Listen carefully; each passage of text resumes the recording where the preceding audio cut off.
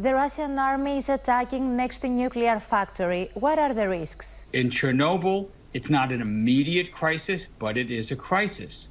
The warning signs have gone from blinking red to blinking yellow, but we are not out of the woods yet.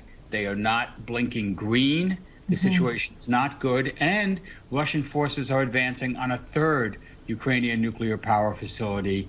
We could again see a replay of what we saw last week with gunfire, mortar rounds going into a nuclear power plant, possibly triggering a catastrophe. Ο Τζο Σιρινσιόνε είναι διακεκριμένος αναλυτής Εθνικής Ασφάλειας με ειδίκευση στις πυρηνικές απειλές. Τις τελευταίες εβδομάδες έχει κληθεί στα μεγαλύτερα ειδησιογραφικά δίκτυα των Ηνωμένων Πολιτειών για να παρουσιάσει τις εκτιμήσεις του για τον πόλεμο στην Ουκρανία. Το ίδιο του ζήτησε και το Open.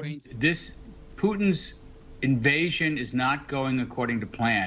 I think he thought this was going to be quick and easy, that it would be seen as a liberator. The Ukrainians are doing a remarkable job at blunting the invasion, at hitting the supply lines. And logistics are critical here.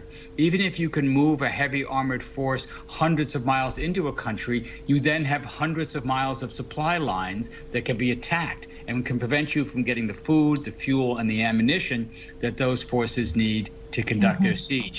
Ο Αμερικανός αναλυτής διακρίνει 3 επίπεδα κινδύνου. One is something terrible happening at one of these nuclear facilities by accident or by intention.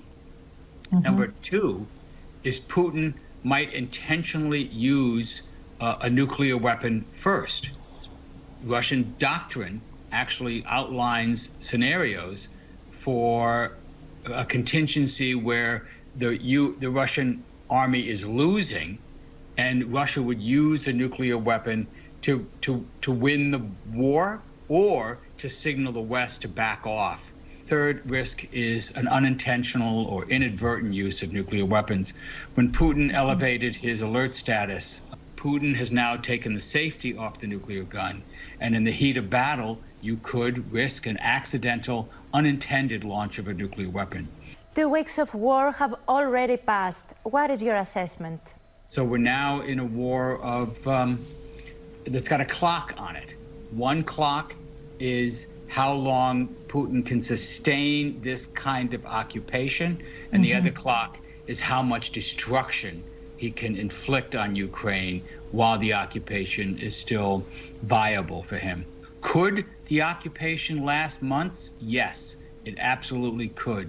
I tend to think personally that it won't, that if Putin is in this same situation 2 weeks from now, 3 weeks from now, the world turning against him, the economic sanctions really sinking in and beginning to bite, the Russian people themselves increasing their resistance to this war, cracks among the oligarchs, that might be enough to crack Putin and to cause him to sue for peace. I think it's very possible that his military could collapse under him and leave him with no choice but to retreat. That's why it's so important to keep the diplomatic channels open, to see if there's some sort of compromise solution where Putin gets some of what he wants, as odious as that is, and Ukraine gets some of what it wants.